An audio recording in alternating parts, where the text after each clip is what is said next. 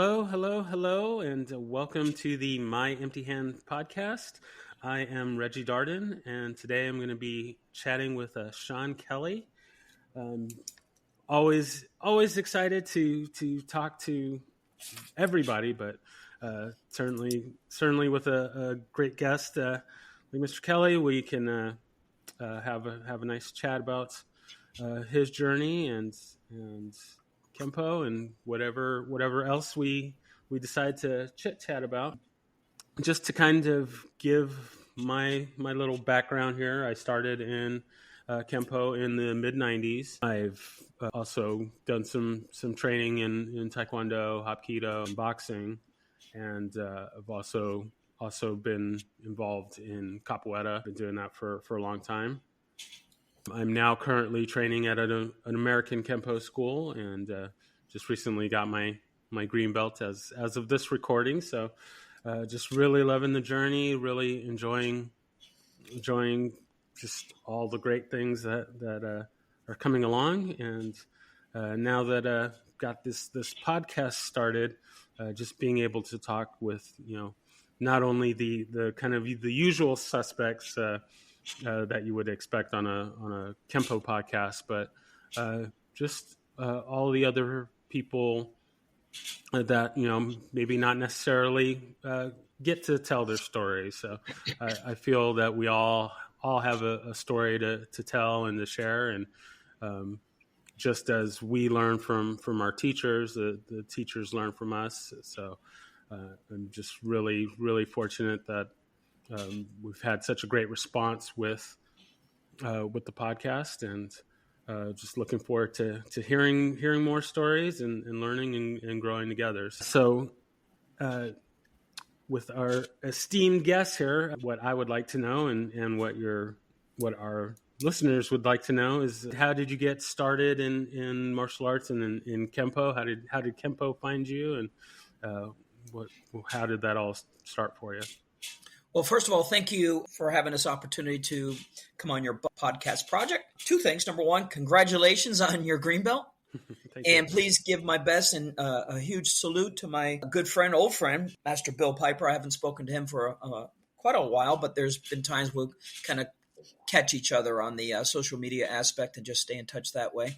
But more importantly, first of all, thank you for being a part of our future. We need communications like this. We need documented history and stories and connection, and let it be the distance apart from your location where you're at in Texas to mine here in South Florida to across the world. And every opportunity, I tell people, if they get the opportunity to, meet and greet people, and it doesn't have to be specifically just for Kempo, can actually be in any style or system. I think we automatically have a camaraderie just by the culture of being involved with the martial arts. As far as my history goes, it seems like every time I turn around and I do a background on myself, I'm older and older each time. It's definitely a journey, fond, remarkable experience. But more importantly, remaining to be humble enough to say I'm still learning. I'm still under construction. I can learn from anyone, and what I do have, and with the knowledge I've obtained, I love to share it. That's one of the things I find myself gifted, is a passion to share and communicate. And I actually became a certified Maxwell leadership coach under the well-known Dr. John C. Maxwell background and what he's known for. But I found that to be an essential tool addition to my toolbox of knowledge by being able to now share, hopefully, with whatever the audience may be that invites me to have this opportunity, either through social media outlets or even at live events, which is my preferred, because I love just to be in the company and be in the room with others. My martial arts background started probably in interest around the Bruce Lee era, early 70s, of course. And my first lesson literally started in Okinawan Kempo from a guy by the name of George Dillman, who was out of Pennsylvania at that time in 1975 it was. I was only there for about a little over a year maybe. It just wasn't what I was looking for. And it was a distance and travel. Actually, what happened is my dad had an office like 2 doors down from George Dillman's school in Reading, Pennsylvania. And so like around the age of 12 is when I kind of like found my way there as a young teenager. And, like anybody else at that time and place, we're trying to find, what is it you want to do? And I had a circumstance, my first circumstance at 5 years old, dealing with bullying. And then, I just became a real big advocate toward a lot of reading in the martial arts library of knowledge. And I just wanted to pursue it. That was my thing to do and go and pursue. And I did just that. So my first day, a year, I'll go back to that with George Dillman. My instructor was an ex-Marine by the name of Jack McGuire. I had some of his black belts, Mr. Dillman's. Even his former wife, Kim, was an instructor of mine. And then Ed Harper was another one. So I had like 4 or 5, and I took private lessons, to start. So I invested in that way of training at first. But I got to say it was a gentleman by the name of Francisco Conde, who's very well known, especially on the East Coast.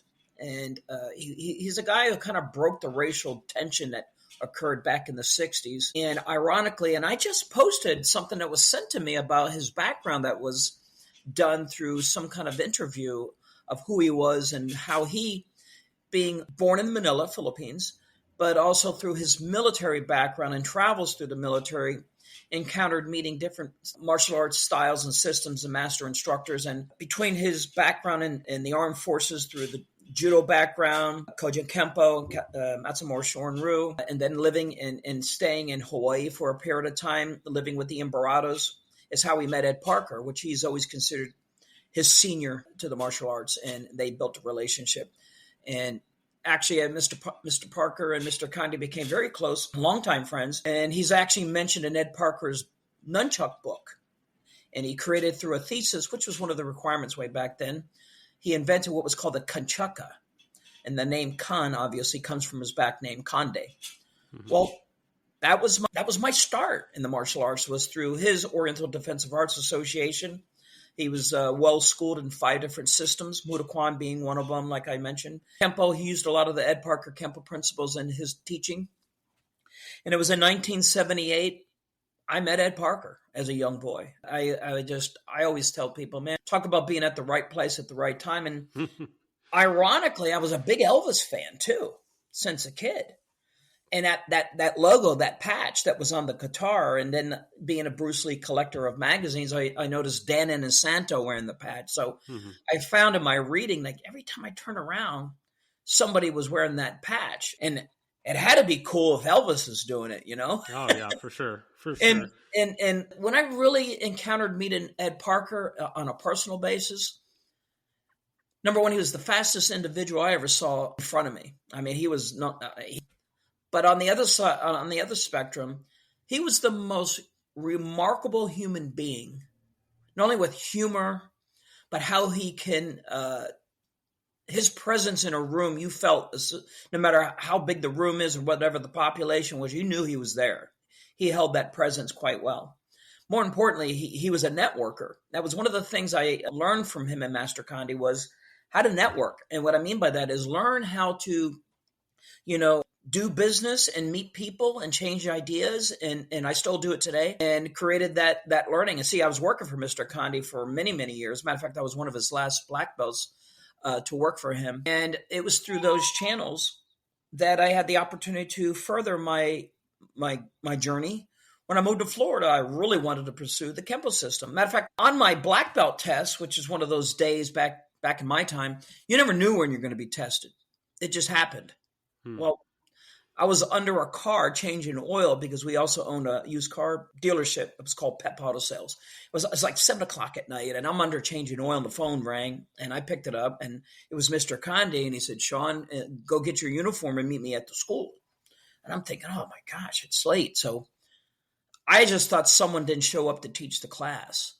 I drove all the way home, which was like the next town over, got it, and came all the way down to the city of Lancaster, walked up the big steps, opened the door, and over to my left, I see this long table and a bunch of people out on the floor warming up and doing exercises and stuff that I thought. So I had my uniform over my shoulder, walked up to Mr. Conde, and there's Ed Parker. Ed Parker, Conde, and Mr. Conde. Yeah, and Ed Parker. There's the 3 of them. And I said, "Yes, sir. What is it that you need me to do?" He goes, "Go get your uniform, get on the floor." For 3 hours, it was fight for survival. And he was just blown away by our performance. And the reason I can say it in that content was when he got up, he said, "You guys are phenomenal." And he mentioned about, he thought it was a good idea if we considered going to the internationals because of our fear. And he actually wrote me a personal letter later on, which is really the golden testimony. And I never thought he would remember me, but he said, for my size, that he remembered my ferociousness. Very nice. Which meant for a small statue guy, I had some speed behind me because I needed it for what I was dealing with. But that was just the way he was. He would remember incidents and circumstances, and he was always, he'd meet you one time and he'd remember the occasion and your name. That's huge. That's huge. Yeah, there's all kinds of Ed Parker stories, but the one I know of is that I wish I had him. And see, we didn't do that then. We didn't have the prearranged your certificates done. Mm-hmm. That came later, as a matter of fact. So, of course, he never signed my first degree black belt. And I don't think it's really a big deal, but I think the letter that he gave me because of him being there and what he saw was testimony enough to acknowledge a relationship that went from that day forward. Mm-hmm. Because I wanted to learn what he was doing beyond the point of what Mr. Condi was doing with us. And obviously, Mr. Condi kept his relationship with him since his, coming out of the military in the 70s. And, it was that, and this is another point to make, that Ed Parker, he mixed his company with a lot of people. And that's what made him so diverse and talented. And he was good at that. In other words, he would find out what your strengths are and then create counters for those moves. That's the way to do it. Yep. And so, just to make sure that I was that I'm clear here, that test you were testing with others as well, or was it there was about 15 of us. Okay, and this was for your first degree? It was for my first degree. And what made it bad for me was that I was part of a kickboxing team, so it was our whole team that was on the floor. Some of those guys were going for third degree, fourth degree, whatever. Mm-hmm. But to me, it was just a fight for survival. See, by the way, we didn't wear protective gear. It was wrap up your knuckles and go for broke. Ooh, yeah, and it was a mass attack. So you literally are just fighting for survival. Crazy. Yeah. So and then Mr. Condi, he was teaching. You mentioned that he did other style. Was what he was teaching? He just labeled that as Kempo or. No, actually, he had Mr. Condi had an organization called the Oriental Defensive Arts Association. And what happened is, because of a lot of fragmentation and prejudiceness that happened in the 60s, early 70s, there was a point in time where a lot of African Americans and other groups, they weren't allowed to even go to tournaments because of the prejudiceness. Well, Master Condi, being from the Philippines, he was a POW, number one, and came from a Spanish background. So he understood racial tension. But when he was training in the military, let it be with the Japanese or the Koreans, he obtained high rank and status from the master instructors of those systems. So what he did is he created his own umbrella system, which had principles of Ed Parker's principles in teaching, some of the Mudaquan, which is Tangsudo Mudaquan, judo background, Filipino Arnis, and some of the Koshishinkai, matter of fact, some of the katas that they did. We trained also as a kickboxing on the East Coast League. And so it was pretty much anything that worked based on the tactics of street survival. That's what Mr. Condi did and taught. Obviously, being in the relationship with Mr. Parker, he took a lot of what he did with his principles and brought them into his own system and style and organization. So it was kind of like a smorgasbord umbrella. See, back in the earlier days, there was only a few organizations even in the world. So to get status, or even to be allowed, even in some cases, to compete at a tournament, you had to belong to a notable organization, or they wouldn't even allow you in. Okay. Yeah. So, kind of going back a little bit, I'm always curious, in these sorts of interviews and whatnot. Everyone kind of focuses on the black belt side of things, but I'm curious if you have any kind of memorable stories from before you were a black belt. When you're a colored belt. Actually, I have a many. I put it that way, not to sit there and catch my breath here. But what was funny is my first tournament was in 1976, and it was George Dillman who had it. And the division I was in was the men's, believe it or not, was the white belt division, yellow belt division. But what happened was there wasn't a lot of members, and so I ended up having to go against, at that time, a black belt. I put a hole in this guy's tongue because I kicked him, and they disqualified me. That was my first experience at a tournament. I got third place. That was a big deal because I competed. My teacher at that time, Jack McGuire, was happy that I was his protege. It was at the Hamburg Field House, and it was a well-known tournament that George Dillman was known to have on an annual basis. But we would fight in those tournaments, anybody and everybody, no matter what system or style. And they would come from New Jersey, New York, Delaware, Maryland, Virginia, Pennsylvania, probably about 6 or 7 different states, and they would all compete, where they could when they knew about a tournament coming in. So what I'm getting at is they weren't broken down when I started by white belt, yellow belt, and then middle divisions. In this case, there wasn't enough people for the division to separate by belt. I ended up going up at another time against a black belt, and come to find out was one of Master Condi's black belts before I joined the school that beat me. So you learn many lessons, and that was my first. And I think every tournament I ever went to, I learned a lesson. Win or lose, you always learn a lesson. Mm-hmm. But my most memorable time was at blue and green belt. I was going to tournaments every month to the point I was taking first place all the time throughout the whole area because of my consistency. And this is a true story. I ended up I didn't want to even compete anymore. It got to the point where it was boring to me because I was winning. Mm-hmm. I'm not to be boasting, but you get good at your game, and that's what happens. To the point, Denise Condi had mentioned something to Mr. Condi and said, Sean doesn't want to go to the tournament this weekend because he's not challenged. So that's how I got my brown belt. That's how I got my brown belt. Very nice. That's how I got my brown belt. But green and blue was my most fun division where you're at. Mm-hmm. To me, it's in the middle. You're at the season of your athleticism. You're eager. You got courage and confidence starting to happen. You're trying to explore your best game. I always actually, quite honestly, going to the tournaments is the camaraderie was the part I found to be the most fun. Mm-hmm. Seeing the friends I made from wherever their schools were from and whatever areas that they're from. And there were times when we would lose or win and we say, hey, you beat me by 1. Good going. I'll catch you next time. Yeah, I wish that I would have maybe stuck a little bit more with doing the tournaments in that. I mean, I went to a bunch as a spectator, but you could probably count on one hand how many I actually competed in. And the story with a lot of Kempo folks, I remember getting disqualified. Yeah. I mean, what happens in that sport is because of just the adrenaline rush. And you don't know if someone that you're up against is just carrying an attitude because, the testosterone's going and nobody wants to lose. Mm-hmm. To me, there's a lesson. To me, I learned I went from point karate to kickboxing. So it took me to another level, and I wanted to do that. So I went from the point karate that I did, a lot, and hundreds of tournaments. And because I was also working with Mr. Condi as part of his administration, as part of the promoting part, I was working behind the scenes with the trophy part of it, delivering, setup, takedown, all that kind of stuff.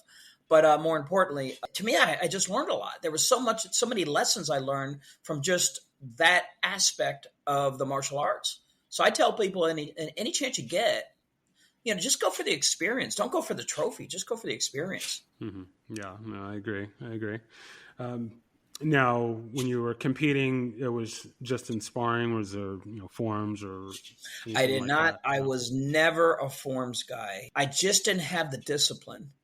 I was too amped up. I was just Irish dynamite of just let's get it on, and fighting was my thing. And that time of year, everybody, most schools were all fighting schools. There's even a point in time, I'm sure you're learning that a lot of the Kempo schools didn't even do forms. Mm-hmm. They concentrating on freestyle or self-defense techniques. And, some of the school, I never did the Tracy stuff. I've been around it.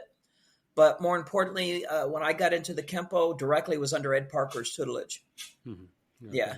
And I mean, I started on the East Coast with people like Joe Palazzo, trained with Lee Wedleg, Huck Planis. I started promoting events here in South Florida. So if you ever seen the books, The Journey, and the second one, The International, you'll see all kinds of information where they did interviews on a few of us. And I put everything I could to exploit my gratitude and just the time and era of working with some of the best in the world. Some of the Frank Trejos, the Bill Superfoot Wallaces, the Joe Lewises, these are all my coaches and mentors. Being in the company of Ed Parker, being in the company of Master Condi, knowing people like Leroy Taylor, who was a PK world champion. I mean, I can go on and on saying, man, I had just been gifted by meeting so many good people, Joe Corley and the PKA organization and just so forth and so on. And, I've been out to Texas a few times. I've met Rick Fowler a few times in passing, and he's come to a few of my events. Of course, I even had Larry Tatum and many, many other people come to my event. And I still promote events here in South Florida. So it's as long as I have a breath of energy, I'm going to continue sharing an open door policy for people to come and enjoy. I like that. I'd love to have you. So you mentioned that you transitioned from point fighting to kickboxing. How did that kind of come about? Well, they started what's called Condi's Lightnings in Lancaster, Pennsylvania, and most of the guys on my team were all amateur boxers or pro boxers, and they wanted to start a league in our area. And I was asked by one of my team leaders, one of my senior instructors, Miguel de Jesus. He said, let's get Sean. He's got good hands. Let's add him to the team. So I was part of the original Condi Lightning. We had 3 generations. I was part of the original generation of the Condi Lightning fighting team. We did very well. We made a name for ourselves. We were known as a tough school, inner city, and every single one of them were just class acts.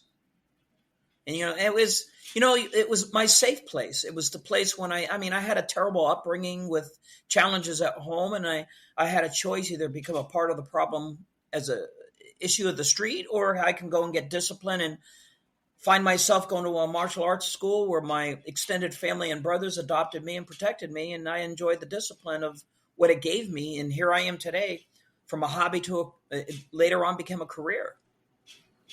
Very nice. Very nice. Excuse me there.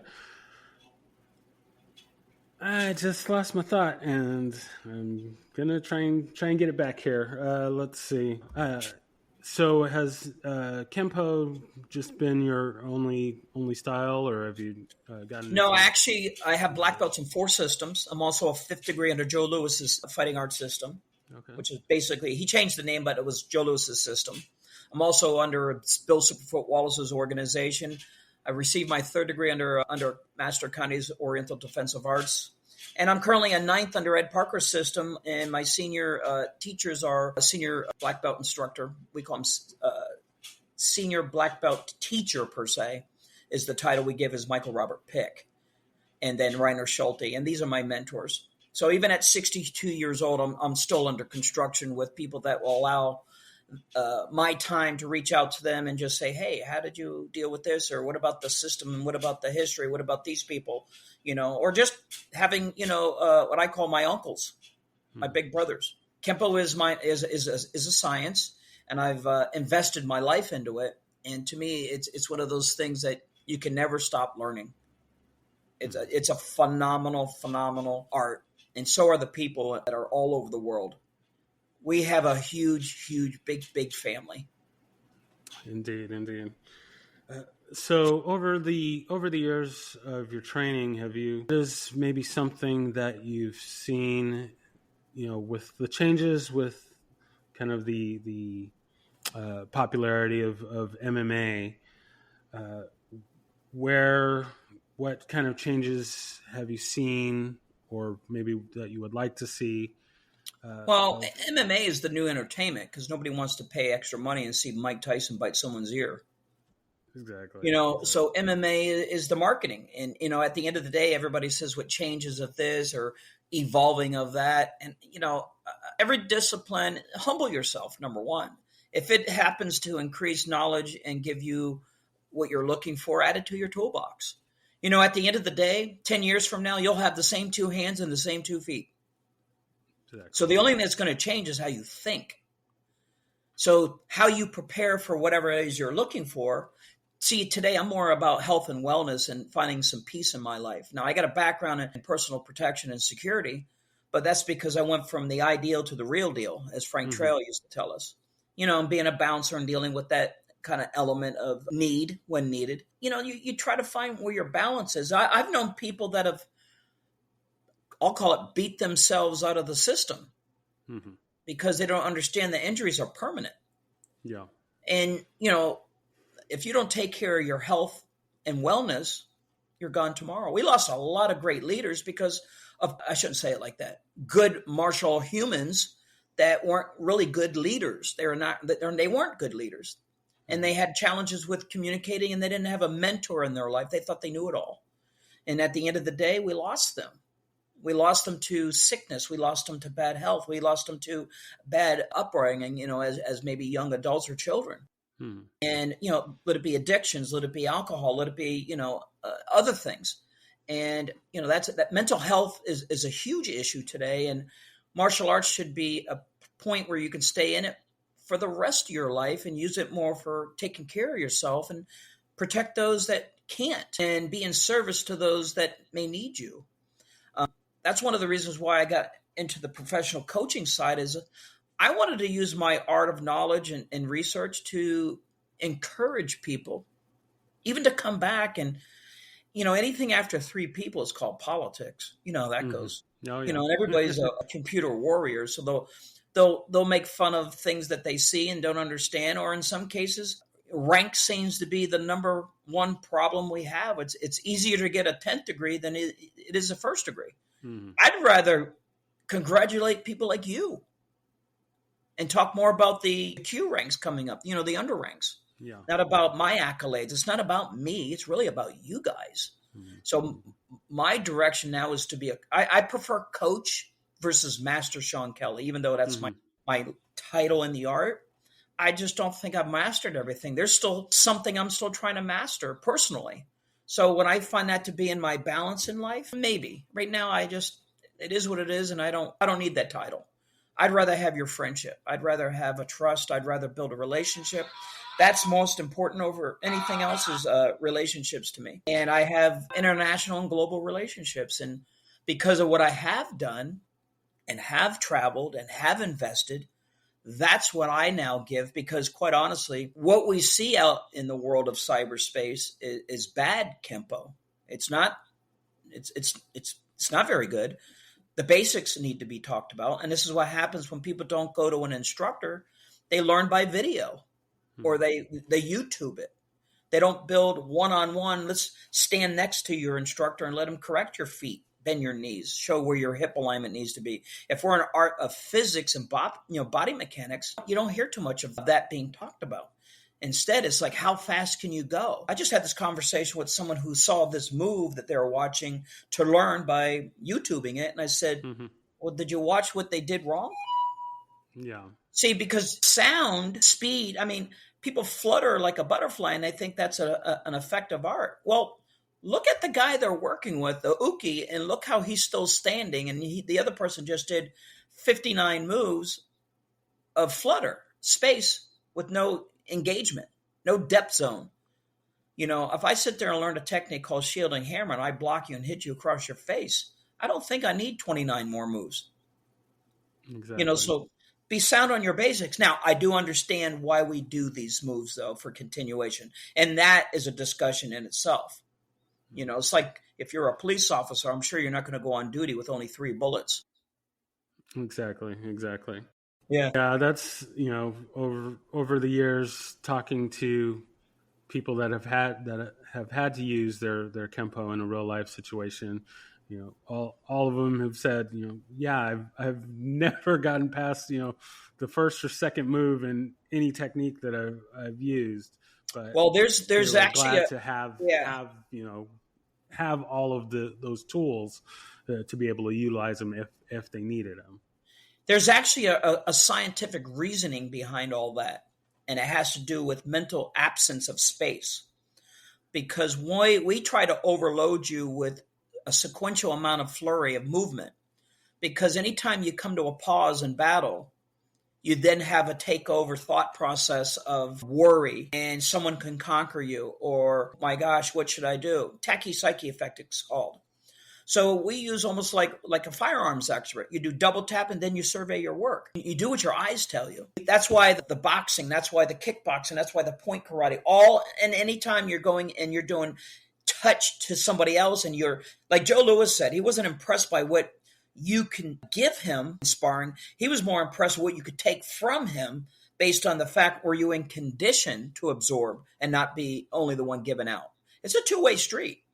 So a lot of his mental and emotional training, and if you knew Ed Parker well enough being a street fighter and also a background in psychology and sociology, he trained you to understand the Polynesian and the Oriental culture, and that is to train the body to be so physically capable and mentally able that you now understand what's called self-restraint. The more you know, the less you show. Exactly. Very, very good. Very nice. So jumping over to, is there any, I mean, I'm sure you have plenty, but is there another time with Ed Parker that kind of stands out to you that maybe want to share?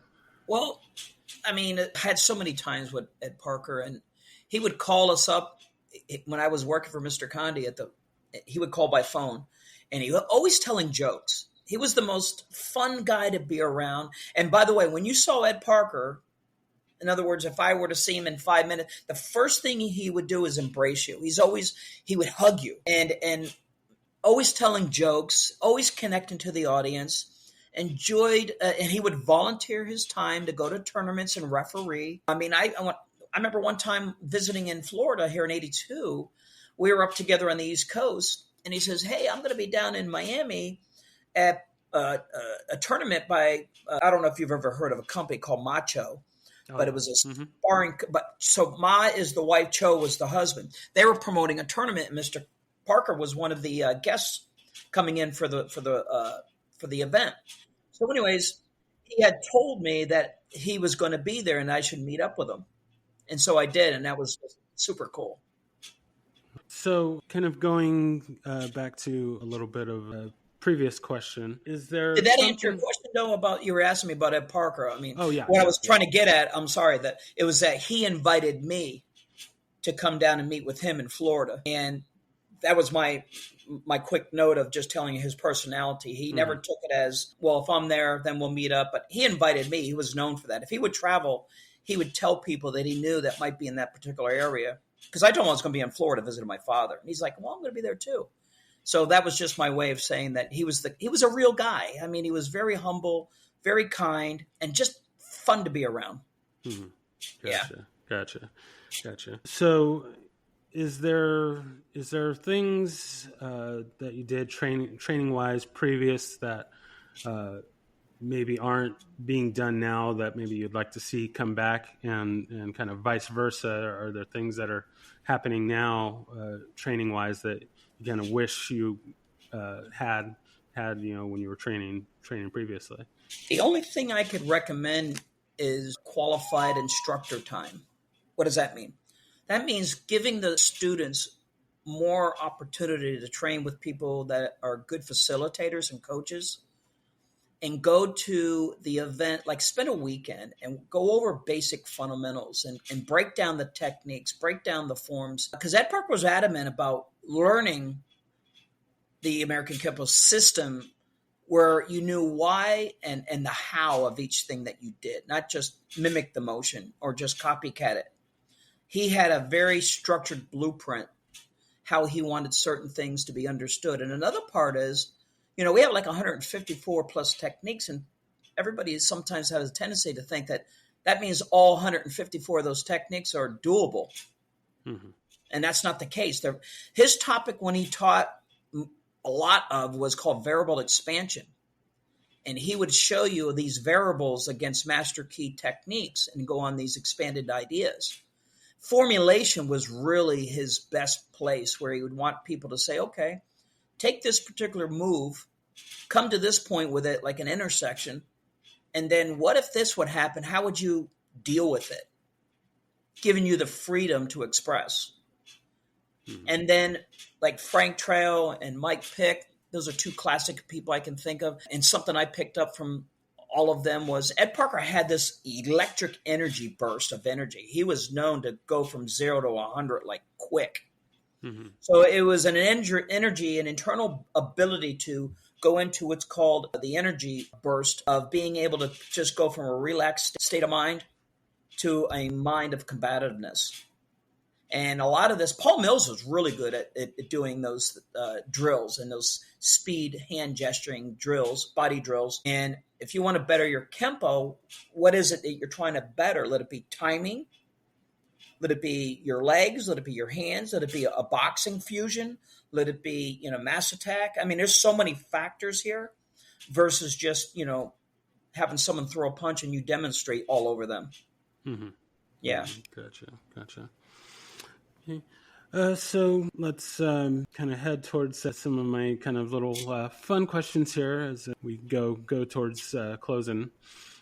First one being, do you have a favorite technique or a couple of favorite techniques? Not really. I know it's hard. Quite honestly, it depends on the attacking situation. I've gotten to the point now I can recognize situations at any point. So I right now, even with my advanced students, we're working a lot of footwork, advanced footwork. Because that was one of the key factors that anybody who's done fighting knows that footwork is a primary factor instead of trying to go and be flat-footed when you're dealing with the depth zone plane, which is horizontal. And if you're going to employ body mechanics, you should know how to use all three planes in movement. Mm-hmm. So there's not any particular technique because, everybody yells out their favorite technique, but at the end of the day, you'd be surprised. They're all related anyways. Yeah, true. Very true. Okay. You mentioned before that you weren't really a forms guy, but do you have a favorite form or set? Form 6. Very nice. I like Form 6. I like them all because I can better understand how they're related to each other. Mm-hmm.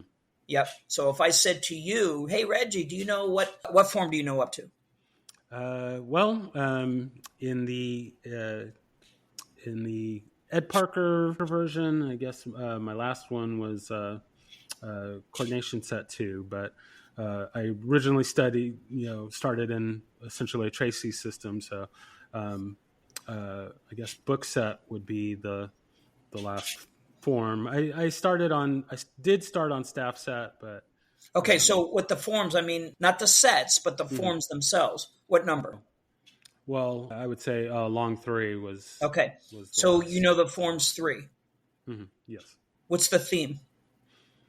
Good question. I wouldn't know how to answer that. Okay, so what do you know that you can look at internally about, let's say, short form 3 or long form 3? What do they seem to have in common? I guess would need to kind of break down the techniques that make up the form. Let me give you an example. At the end of long form 2, correct? Yes. You know how you go inward elbow, outward elbow, drop your arms and go back up and down and then you close? Yes. All elbows, correct? Yeah, correct. Okay, well that's called a signpost. That means stay tuned for upcoming attractions. Something's going to be standing out. Okay? Gotcha. So what form comes after that form? Short 3. Yes, short 3. What stands out in short form 3 that with all the techniques you do, there's something every technique stands out in doing in that form?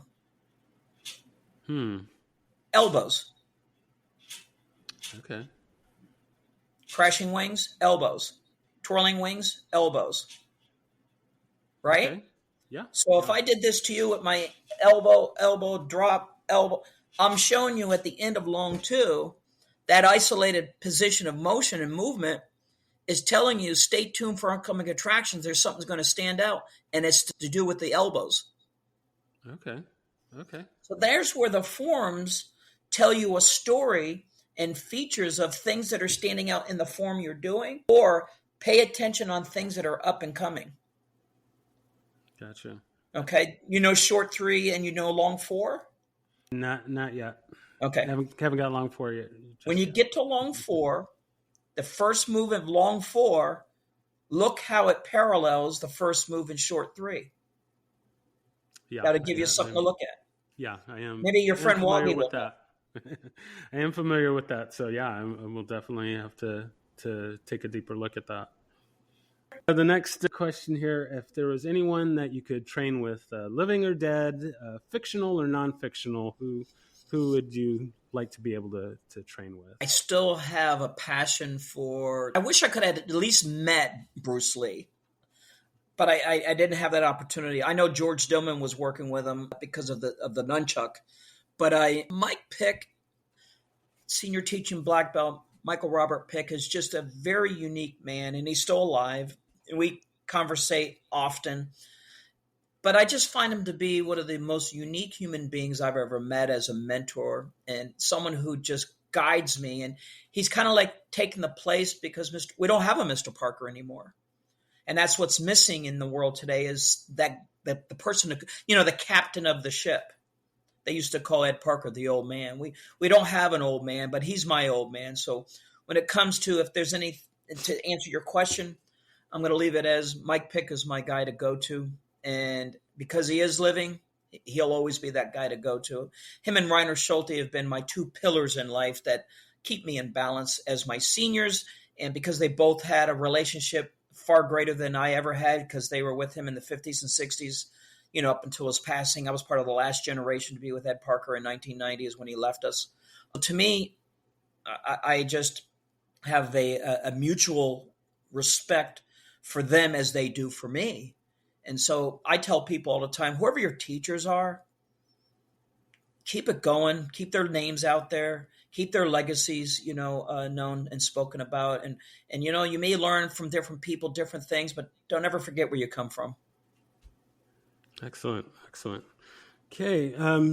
So then my last question here, since Ed Parker was very much a fan of humor and jokes and whatnot. Yeah. I'm curious, do you have a joke you want to take us out with? Well, he was known to tell jokes everybody picked up on, but I thought what was funny was he was teaching us about the importance of understanding how to learn a second language. You never know when you need that second language. Mm-hmm. So he spoke to the audience about the importance of learning a second language, like Kempo. It's like a language. You got to learn it. Mm-hmm. And he said there was a story where this mouse, this baby mouse, and I may not be telling it accurately, but you'll get the point, was faced against this huge, like an elephant. Okay. And what happened is the elephant came up on the mouse and was just looking down at the mouse, and he was going to do what it normally would probably do, is pounce on it, step on it, whatever, pick it up and throw it. And that mouse happened to look up at this elephant. So already we have that size difference, right? It's that Davy and Goliath kind of situation. And Ed Parker was saying, when you learn a language, keep it to yourself until it's time to bring out the ultimate of surprise, and use diversions. And so we asked him, what do you mean by that? He says, well, back to the elephant and the mouse. He said, when the elephant looked down at the mouse, and just prior to picking it up or stepping on it, pretty much it's one of those deals like, what are you going to do now? And as he leaned down with his long nose, the mouse looked up and went, and the elephant got startled and left. So what happened is the mouse decided to bark like a dog and startled what was about to happen, and said, you never know what someone else knows, so every little trick counts. That's the analogy. It may not be the accurate story, but it's one of those stories in the content of delivery. You get it. So in the martial arts, you never know what you're dealing with, so be careful who you're up against, because yes, size matters, but you'd be surprised what someone else knows that you're not prepared for until it happens. For sure. Yeah, and to close that idea, Ed Parker made a comment. I was having a dialogue with someone recently about the gun techniques. They're outdated, or the knife techniques and all. I said, those are learning principles. They're not anything else but the old, what we call the stick 'em up moves. It's the principle about dealing with a firearm if you had a chance. And I tell people all the time, I'm not teaching you how to deal with a gun. That's on you.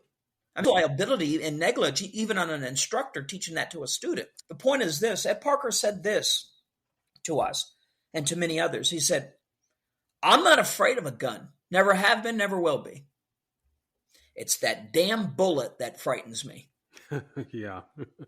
So For you know sure. something? A gun from yesteryears is a gun, and they all have bullets. So guess what? I don't care what decade and era a gun has bullets. No matter how they come at you, they all hurt. Yep. A 22 can still kill you. Okay, at the end of the day. Exactly. Yeah. Exactly. So be aware of your surroundings. Right on. All right. Well, I thank you so much for being on with me and telling your story. And I love hearing the stories and just hearing about how how your journey has been. So. You know, I was told that we're all links of the same chain, just a big chain. Hmm. And whatever the story is, and nothing for nothing, Ed Parker actually taught very little because he was so busy with his schedule.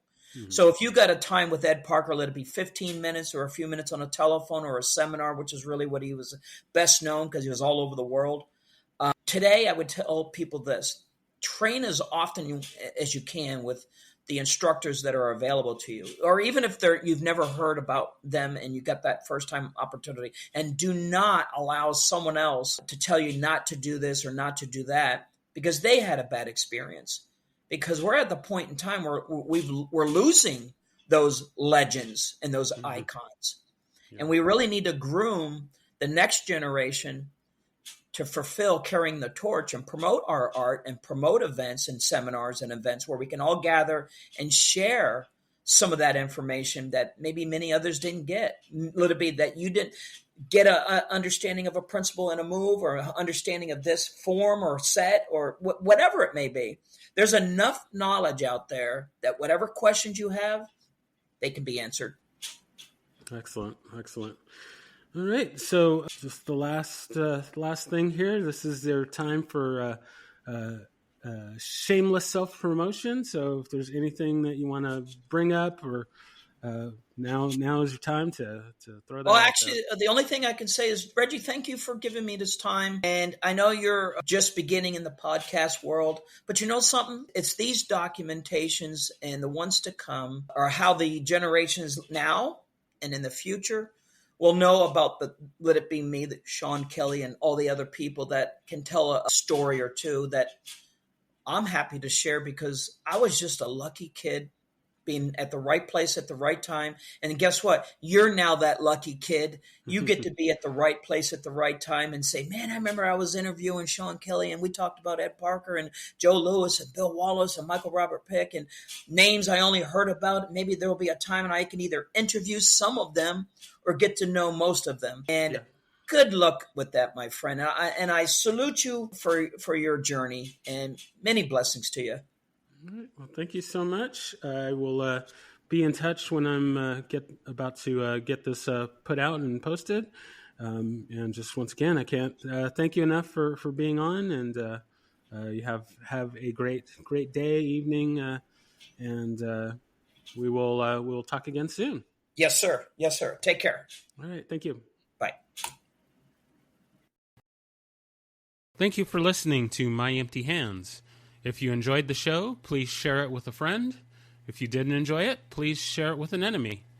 If you'd like to be a guest, or if you would like to recommend a guest for the show, please email me at podcast@talkingkempo.com. Thank you.